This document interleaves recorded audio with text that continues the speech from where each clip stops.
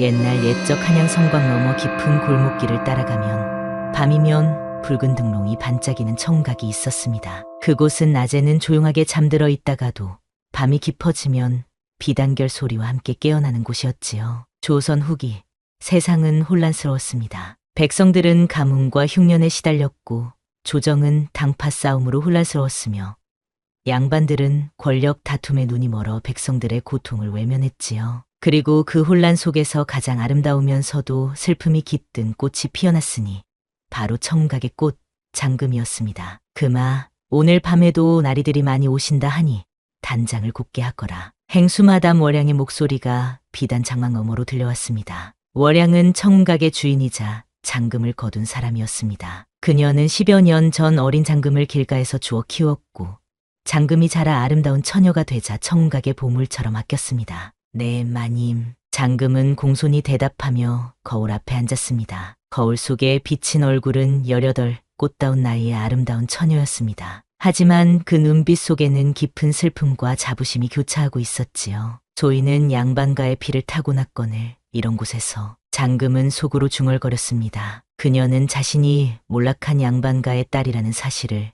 언제나 잊지 않았습니다. 비록 월양이 그녀에게 양반 집안 출신이라고 말해준 것이 전부였지만 장금은 자신의 손끝이 기묘하게 섬세하고 약초에 대한 지식이 많은 것이 양반가의 피를 이어받았기 때문이라고 믿었습니다. 장금은 청각에서 주로 약초를 다루고 아픈 기녀들을 돌보는 일을 맡았습니다. 그녀의 손길은 마치 비단을 짜는 명인의 솜씨와도 같았고 그녀가 만든 약은 많은 기녀들의 병을 낫게 했습니다. 그마 오늘은 특별한 손님이 오신다 하니 평소보다 더 정성을 들여야 할 것이다. 특별한 손님이라 하시니 누구신지요?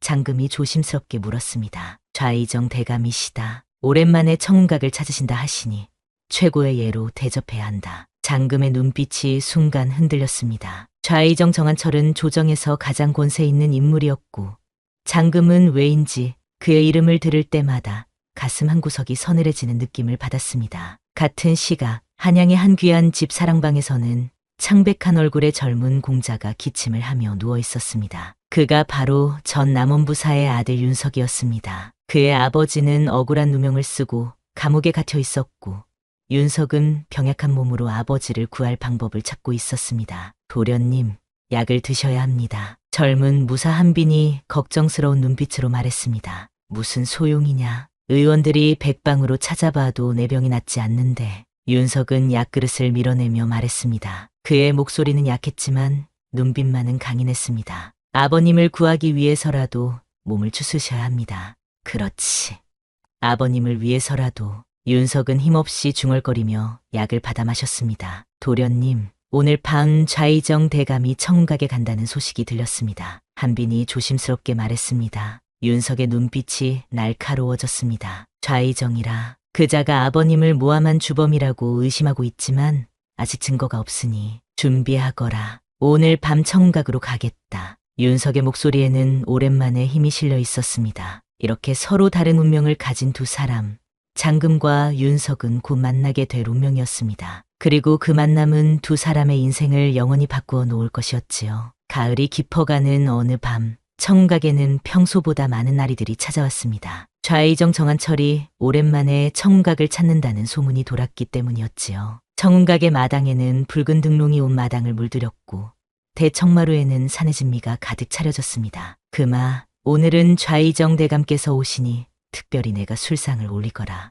월양이 장금에게 명했습니다. 마님, 소녀는 가무를 잘 알지 못하옵니다. 장금이 조심스레 말했습니다. 누가 가무를 하라 했느냐. 내 얼굴만으로도 족하니 그저 술상만 정성껏 올리면 된다. 월양의 말에는 숨겨진 의도가 있었지만 장금은 그저 고개를 숙이고 따를 수밖에 없었습니다. 청운각의 대청마루에는 이미 많은 양반들이 모여 있었습니다. 장금은 조심스럽게 술상을 들고 대청마루로 향했습니다. 그녀가 나타나자 대화하던 양반들의 목소리가 잦아들었고 모두의 시선이 그녀에게 쏠렸습니다. 그때 청운각의 문이 열리고 좌의정 정한철이 들어왔습니다. 좌의정의 등장에 모든 양반들이 일어나 인사를 올렸습니다. 장금은 정한철 앞에 술상을 내려놓고 조심스럽게 술을 따르려 했습니다. 그런데 그 순간 정한철의 손이 그녀의 손을 스쳤고 장금은 그의 손에서 특이한 약초 향이 나는 것을 느꼈습니다. 그것은 청심원이라는 독약의 주재료인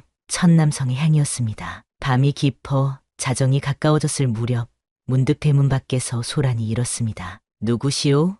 문지기의 목소리가 들렸습니다. 남원부사의 자제 윤석이오. 차분하지만 약간 떨리는 목소리가 대답했습니다. 순간 청각의 분위기가 긴장감으로 가득 찼습니다. 남원부사는 현재 영모죄로 감옥에 갇혀 있었기 때문이었지요. 윤 공자가 웬일로?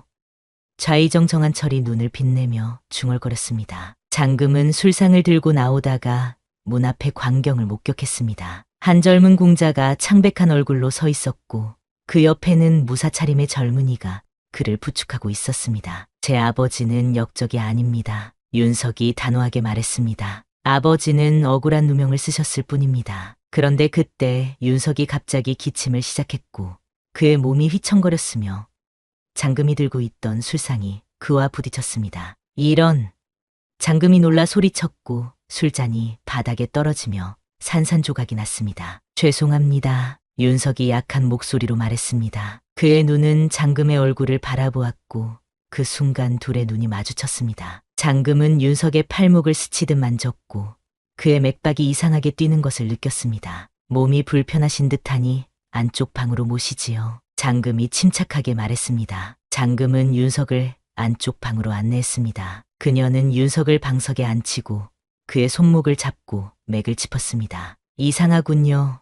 장금이 중얼거렸습니다. 독입니다. 누군가 공자님에게 천천히 독을 먹이고 있어요. 윤석의 눈이 커졌습니다. 독이라니, 그럴 리가. 저는 장금입니다. 제 아버지가 의원이셨고 어릴 적부터 약초를 다루는 법을 배웠습니다. 그대의 눈빛이 맑고 진실해 보이오. 나를 도와주시겠소? 네, 도와드리겠습니다. 장금은 결심했습니다. 그녀는 해독제를 가져와 윤석에게 건넸고 그는 망설임 없이 약을 마셨습니다. 내일 밤 남대문 근처 회화나무 아래에서 만납시다. 제가 더 많은 해독제를 가져다 드리겠습니다. 그렇게 하시오. 정말 고맙소. 윤석의 눈빛은 감사함으로 가득 찼습니다. 이렇게 두 사람의 운명적인 만남은 시작되었고 그들은 아직 알지 못했지만 이 만남이 그들의 삶을 영원히 바꾸어 놓을 것이었습니다. 약속한 대로 남대문 근처 회화나무 아래에서 장금과 윤석이 다시 만났습니다. 가을밤에 찬 바람이 두 사람 사이로 스쳐 지나갔습니다.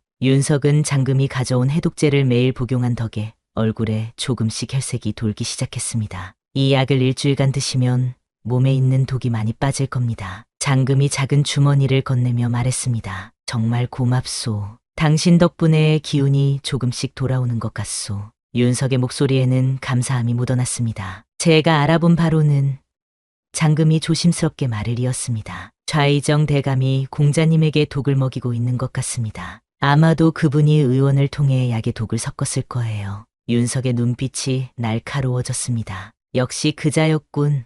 아버지를 모함하고도 부족해 남아져. 좌의정과 공자님, 아버님 사이에 무슨 일이 있었나요? 장금이 물었습니다. 윤석은 잠시 침묵했다가 말했습니다. 아버지는 남원부사로 계실 때 좌의정의 비리를 발견하셨소. 임금님께 이를 고하려 하셨는데 오히려 좌의정이 아버지를 영모죄로 모함했지요. 그렇군요. 장금은 생각에 잠겼습니다. 그녀의 마음속에는 또 다른 의문이 생겼습니다. 좌의정을 만날 때마다 왜 가슴이 서늘해지는지, 그리고 왜 그를 보면 어렴풋이 무언가가 떠오르는지. 장 아가씨, 당신도 조심하시오. 좌의정은 무서운 사람이오. 윤석이 걱정스러운 표정으로 말했습니다. 네, 알고 있습니다. 하지만 공자님의 아버님을 구하기 위해서는 증거가 필요합니다. 두 사람의 만남은 그렇게 끝났고 장금은 청각으로 돌아왔습니다. 그런데 방문을 열자 월양이 기다리고 있었습니다. 어디에 갔다 오는 게냐? 월양의 목소리는 차가웠습니다. 약초를 구하러 갔습니다, 마님. 장금이 고개를 숙이며 대답했습니다. 혹시 윤공자를 만나러 간 것은 아니겠지?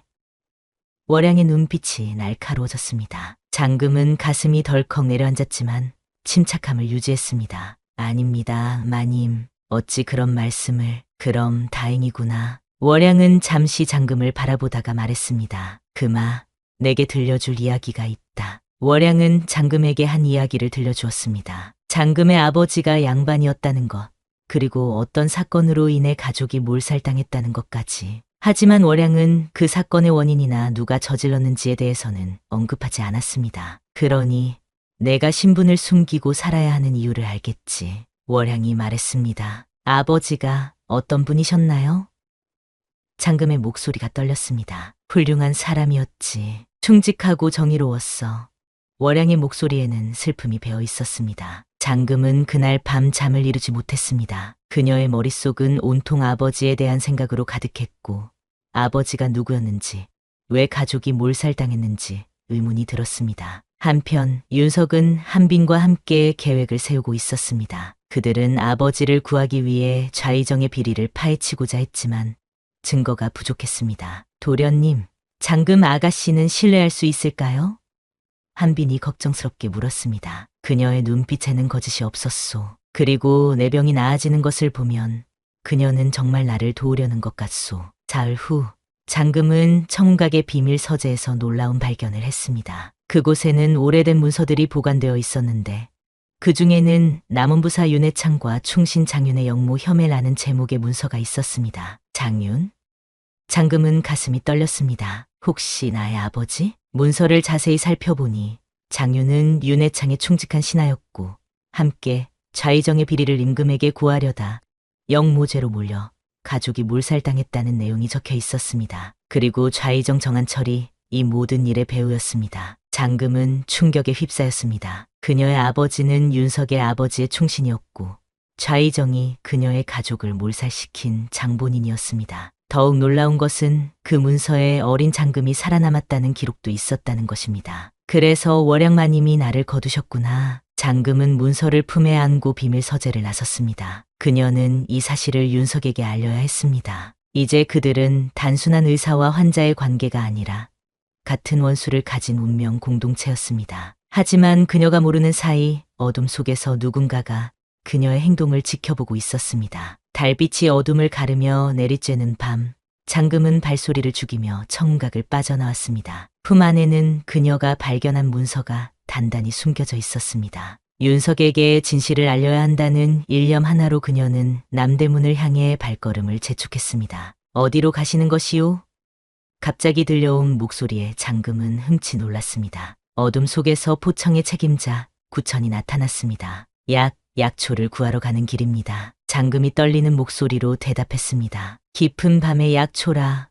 구천의 눈빛이 날카로워졌습니다. 혹시 품에 숨긴 것은 무엇이오? 장금은 가슴이 덜컥 내려앉았지만 침착함을 유지했습니다. 기녀들의 처방전입니다. 귀한 약초를 구하려면 어떤 것인지 알아야 하니까요. 구천은 의심스러운 눈길로 장금을 바라보았지만 더 이상 캐묻지 않았습니다. 어서 돌아오시오. 요즘 밤길이 위험하다오. 장금은 간신히 구천의 시선을 피해 남대문에 도착했습니다. 회화나무 아래에는 이미 윤석과 한빈이 기다리고 있었습니다. 장 아가씨, 왜 이리 급히 만나자 하셨소? 윤석이 걱정스러운 표정으로 물었습니다. 장금은 주위를 살핀 후 조심스럽게 문서를 꺼내 보였습니다. 이것을 보세요. 윤석은 문서를 받아 읽기 시작했고 그의 얼굴이 점점 창백해졌습니다. 이것이 사실이오? 네. 청각의 비밀 서재에서 발견했습니다. 장금의 목소리가 떨렸습니다. 제 아버지는 공자님의 아버지의 충신이었고 좌의정이 저희 가족을 몰살시킨 것입니다. 윤석은 장금의 손을 꼭 잡았습니다. 장 아가씨. 아니, 장금 아가씨. 이제 모든 것이 명확해졌소. 우리는 함께 아버지들의 원수를 갚아야 하오. 그때 갑자기 어둠 속에서 화살이 날아와 한빈의 어깨를 스쳤습니다. 도련님, 조심하십시오. 한빈이 윤석을 감싸며 외쳤습니다. 순식간에 여러 명의 포졸들이 그들을 둘러쌌고 그 중심에는 포청의 책임자 구천이 서 있었습니다. 역적의 자식과 기녀가 미래를 즐기는구나. 그리고 이건 무엇이냐? 구천이 땅에 떨어진 문서를 집어들었습니다. 그것은 우리 것이오. 윤석이 소리쳤지만 이미 늦었습니다. 영모의 증거로군. 모두 체포하라. 구천의 명령에 포졸들이 달려들었습니다. 한빈은 검을 빼들어 포졸들과 싸웠고 윤석은 장금의 손을 잡고 달리기 시작했습니다. 그들은 어둠 속을 헤치며 골목길로 도망쳤지만 곧 막다른 골목에 다다랐습니다. 이쪽이오. 윤석이 장금을 이끌고 담벼락을 넘었습니다. 그들은 간신히 추격을 따돌리고 한 폐가에 숨었습니다. 윤석은 숨을 헐떡이며 말했습니다. 이제 어찌해야 할지 우선 한빈 도령이 걱정됩니다. 장금이 걱정스러운 눈빛으로 말했습니다. 한빈은 괜찮을 거요. 그는 무예가 뛰어나니 하지만 문서를 빼앗긴 것이 문제요. 그때 멀리서 발소리가 들렸고 두 사람은 숨을 죽였습니다. 다행히 발소리는 멀어졌고 윤석은 안도의 한숨을 내쉬었습니다. 아버님을 구할 증거를 잃었소. 아니요. 아직 희망이 있습니다. 장금이 품에서 작은 종이 조각을 꺼냈습니다. 제가 문서의 중요한 부분을 미리 베껴두었어요. 윤석의 눈에 희망이 되살아났습니다. 장금 아가씨, 당신은 정말 대단하오. 이제 우리는 좌의정을 직접 만나 진실을 밝혀야 합니다. 장금이 결연한 표정으로 말했습니다. 직접 만나다니 그것은 너무 위험하오. 하지만 다른 방법이 없어요. 게다가 장금은 잠시 망설이다가 말을 이었습니다. 제가 청각에서 들은 바로는 좌의정이 내일 밤 임금님을 독살하려 한다고 합니다. 윤석의 얼굴이 창백해졌습니다. 그자가 감히... 그래서 우리는 서둘러야 합니다. 임금님을 구하고 좌의정의 악행을 밝히고 공자님의 아버님을 구해야 해요. 윤석은 장금의 손을 꼭 잡았습니다. 함께 하겠소. 비록 내 몸은 약하지만 아버님과 임금님을 위해. 공자님의 몸은 이미 많이 나아졌어요. 제가 드린 해독제 덕분에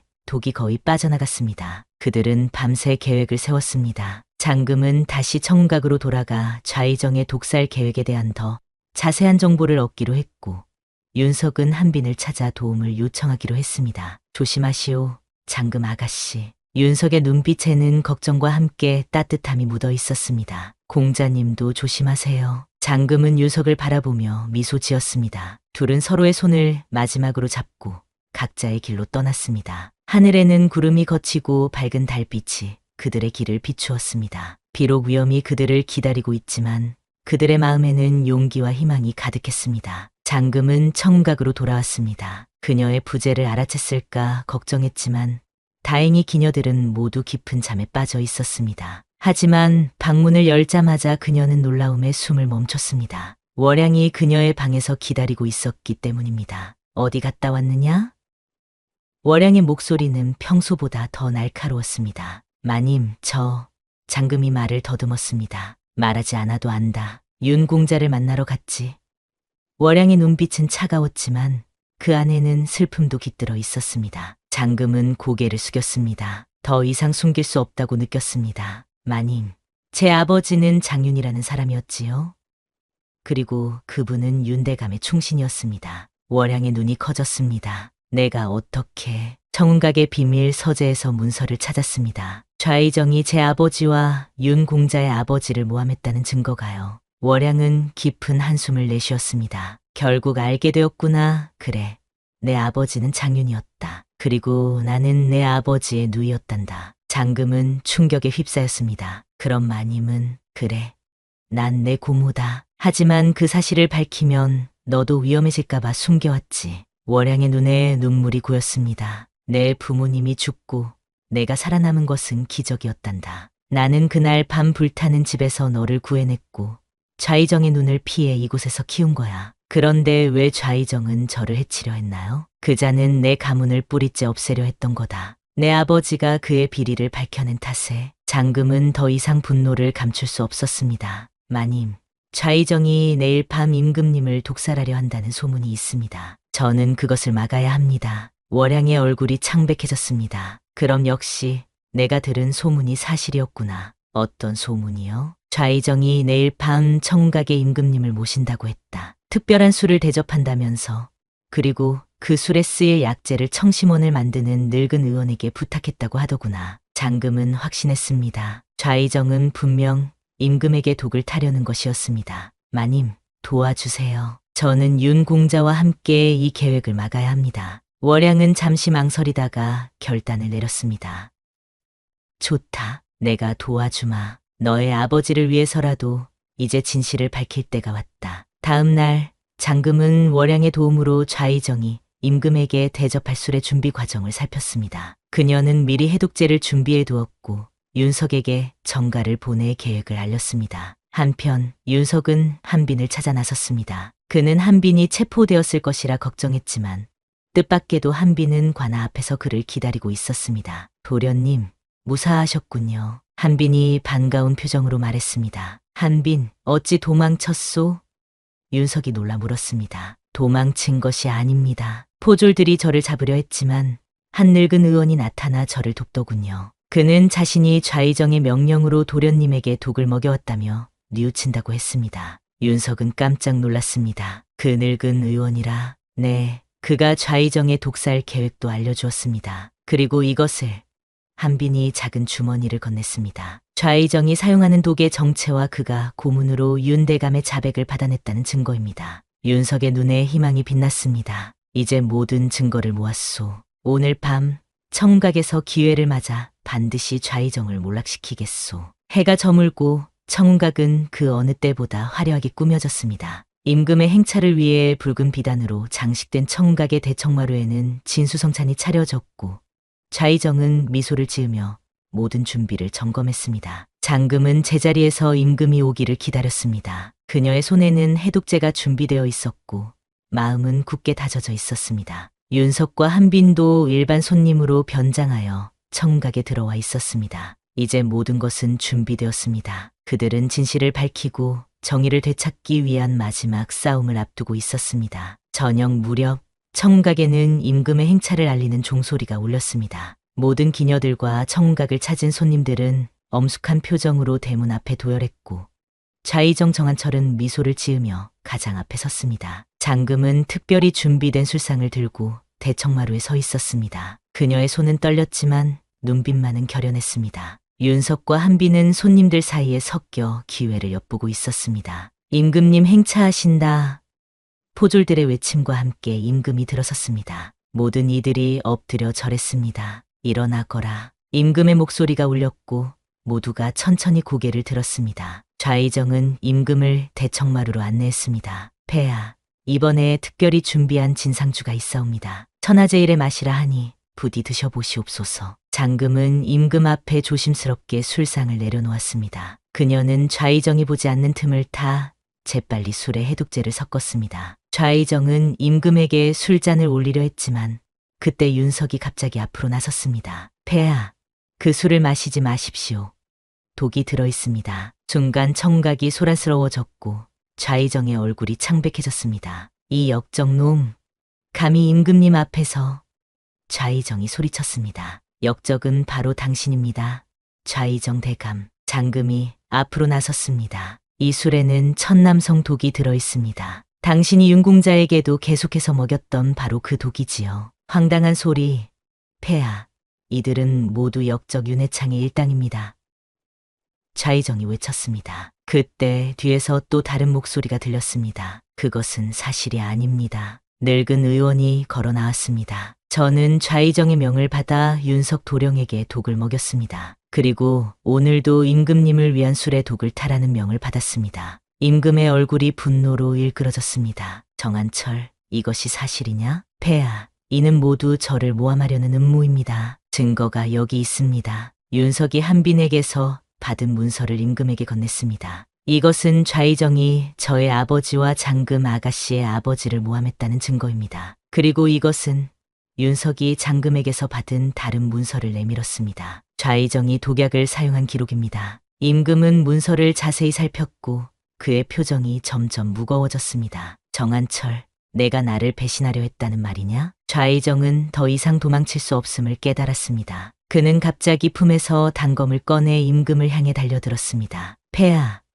한빈이 재빨리 몸을 날려 임금을 보호했고 윤석은 좌의정의 팔을 잡아 제압했습니다. 정한철, 내 죄가 명백하니 포졸들을 불러 압송하라. 임금이 명했습니다. 좌의정은 체포되어 끌려나갔고 임금은 윤석을 바라보았습니다. 내 아버지의 억울함을 들었다. 즉시 석방하고 옛 지위를 회복시키겠다. 윤석은 기쁨의 눈물을 흘리며 감사를 표했습니다. 폐하의 은혜 평생 잊지 않겠습니다. 임금은 장금에게도 물었습니다. 내 아버지는 장윤이라 하더냐? 네, 폐하. 장금이 공손히 대답했습니다. 장윤은 충직한 신하였소. 그의 딸로서 그대에게도 상응하는 보상을 내리겠소. 며칠 후 남원부사 윤회창은 감옥에서 풀려나 옛 지위를 되찾았고 좌의정 정한철은 영모죄로 처형되었습니다. 윤석은 아버지와 재회했고 장금은 그녀의 가문의 명예도 회복되었습니다. 청운각은 해체되었지만 월양은 장금과 함께 새로운 삶을 시작했습니다. 장금은 임금의 명으로 의녀가 되어 많은 사람들을 치료하게 되었습니다. 어느 봄날 윤석은 장금이 일하는 의원을 찾아왔습니다. 장금 아가씨, 함께 궁으로 가지 않겠소?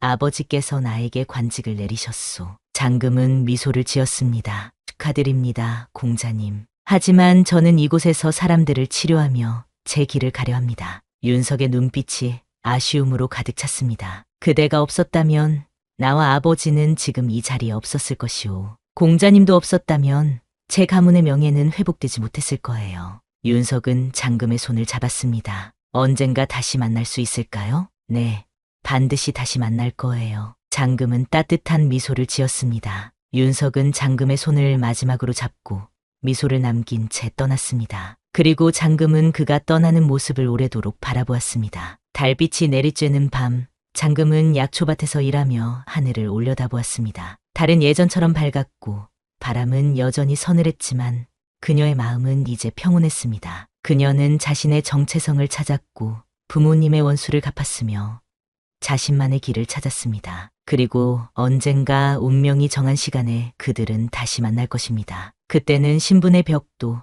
과거의 상처도 없이 두 사람은 진정한 마음으로 서로를 바라볼 수 있을 것입니다. 달빛 아래 장금의 얼굴에는 희망찬 미소가 피어났습니다. 조선 시대의 애틋한 사랑과 명예를 되찾기 위한 두 사람의 이야기.